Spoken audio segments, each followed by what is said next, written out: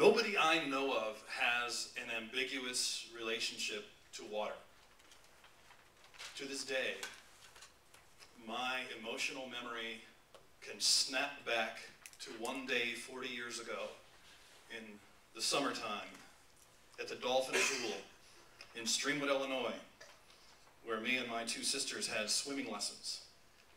And this was non-negotiable. I don't remember participating in that decision. How could a summer morning be so cold? And I remember the teenage instructor standing in waist-deep water in the pool, and in my mind's eye, there's pieces of ice floating around him. And I stood on the concrete deck, shivering. Me and a half dozen other kindergartners, all of us, wondering, how did we get here? Until finally the instructor, whose skin had to have been impervious to water, points up and says, "How about you?" And we all know what happened next, don't we? Because we all have some version of this story of our own. The next part of the story is we learn how to swim. A whole new world opens up, and we each have our own stories of triumphs and adventures after summer, childhood joys, some terrifying experiences, maybe some tragedies. But nobody's neutral when it comes to water. And there's something primal about that. And I think that's one of the things that makes baptism so powerful. In our Christian tradition, we see the roots of it in Jesus' baptism by John. But what was John up to that day? Why were the people down there by the water? Now, John the Baptist was a member of a religious sect called the Essenes. They were a monastic Jewish group. The Essenes were the ones who preserved the scriptures that were discovered in the 1940s, known as the Dead Sea Scrolls. And this group was out in the desert, off to themselves, very austere, very emphatic, and they taught about the culmination of things, the consequences of things, as they interpreted the scriptures for themselves. And John was a member of this sect, but he had left the monastery. He was out in the countryside. He was performing a Tivoli ceremony. I asked Daryl how to pronounce that, and he said, just butcher it the same way that I would. But the Tivoli was a rite in the Jewish tradition. It was a rite of cleansing. It was used throughout one's life on many, many occasions for whenever the Mosaic law called for a cleansing ritual of some kind. It was a signal of renewal, of a new beginning of something. It made the subject of the cleansing new and useful again, whatever it was, be it a person or an object. So John was leading what we would best understand today as an old-fashioned backcountry revival. The Tivoli ceremony by that time was hundreds and hundreds of years old, and it would have been quite familiar to Jesus as a young man who was educated in the temple. And today our sacred story comes from the Gospel of Mark. And it has a sort of unique symbolism because of that, because of the fact that it comes from the Gospel of Mark. Each of the Gospel narratives has its own unique slant. The Gospel of Luke is generally very universal in its appeal. We see Jesus the healer, Jesus the one who cares for everybody. The message is universal. It's not meant for a specific group per se. John's Gospel has a decidedly Greek slant. It's very metaphysical. It appeals to the mind that sees things in light and dark and good and evil, which is why it begins in this esoteric way with the word and so forth. Matthew's Gospel was written for a Jewish audience, so its symbolism generally points to Jesus as the fulfillment of things that Jews would expect as found in their scriptures. In the case of Jesus' baptism, the fact that that baptism takes place in the Jordan River is not lost on the Jewish listener. The Jordan is the river the children of Israel crossed to the Promised Land, led by Joshua.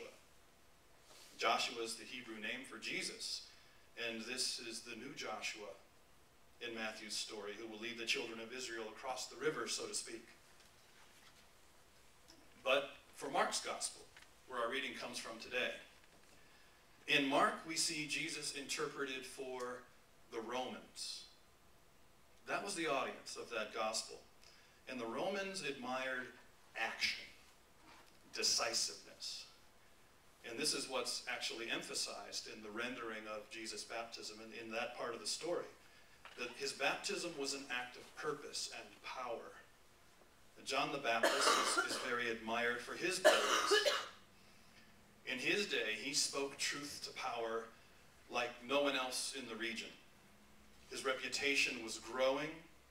Various authorities were getting nervous about John the Baptist because of this dedicated following that he was getting.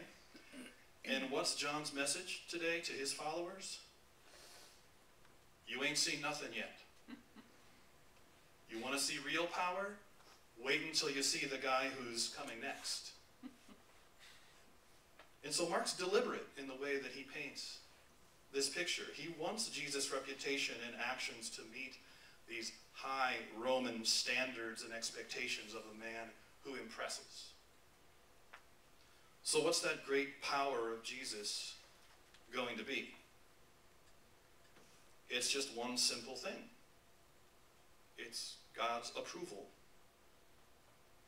God's approval of Jesus' identity, God's approval of his project, and God's approval of the journey that he's setting out on. This is the public commencement of Jesus' ministry. And baptism has, of course, evolved from the Jewish Tivla ceremony into a Christian ritual. Over the centuries, it's found many manifestations in lots and lots of different traditions, but its essential meaning remains the same. The ceremony is meant to be a one-time public announcement of an intention or a dedication of some kind. For some traditions, it's an actual ritual of salvation. But for all of its expressions, the symbolism is that of washing and making pure. That goes back to its origins in the Tivla.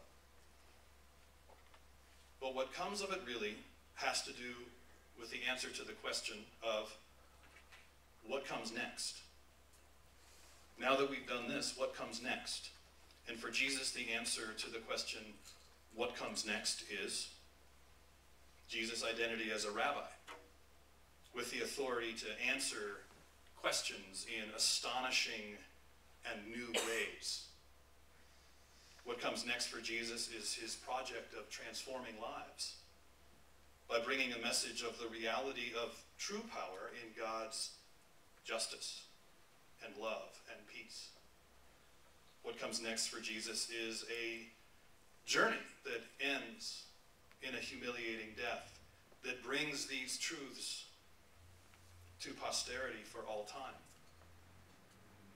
And what about us? What's the meaning of it for us? Many of us were baptized as infants, christened, as we say. It's from the Old English, to make like Christ. And just like me standing by that pool in the summer of 1969, none of us chose to be christened, did we? That was for our parents.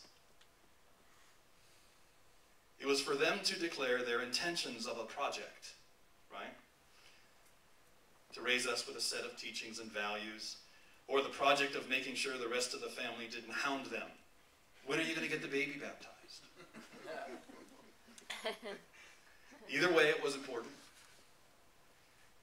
If nothing else, it was a symbol of that part of our lives in that our identities were given to us. We were named, we were given an identity. And what followed? Our projects were supplied for us. Our journeys were chosen for us. My son was christened Emmett. I don't know what he would have named himself. He goes to school every day. He's now in 3rd grade. Every summer he's out here in Montana. He's familiar with water. He's learned how to swim. He has not had a choice in any of these matters. Someday, he may choose to go by a different name, as many adults do. He's going to decide how his own education is going to proceed. He'll decide for himself where to live. He'll choose his own relationship with water. And when he does each of these things, he'll go through a new baptism of sorts, of his own choice. And when these things are chosen for us, we don't have control over their intentions and their purposes. But our lives reach a point where we do choose our own baptisms. And they are many. If we're conscious of how our identities, our projects, our journeys can be tools for God's purposes and intentions. We acquire a great number of different identities in life: student, partner, parent, leader, nurturer. You know all the hats that you've worn in your life and the ones that might still come. We're presented with a great many projects to take on. And each one is an opportunity to be open to wonder about God's intentions and purposes. Our lives have many journeys to set out on. Each one in its turn has the potential to take us to unimaginable places, literally and figuratively. So if we're willing to accept this rather miraculous possibility that this God of the universe, who we meditated on last week, actually has an intention and a purpose for us as individuals, then each one of those events in life can begin with another baptism in which we discover new connections to God. To baptize is to christen, to make like Christ in intention and purpose. They're beginnings, and each beginning has the potential to give shape and direction to our identities, our projects, our journeys.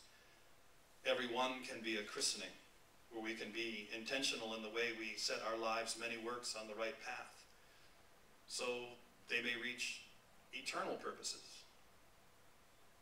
We may not know what those purposes are. In fact, I think most of the time we're fooling ourselves if we think we do. But when we begin with an openness to God's blessing, every one will end with those words: "You are my most favored child. Of you I fully approve." Amen.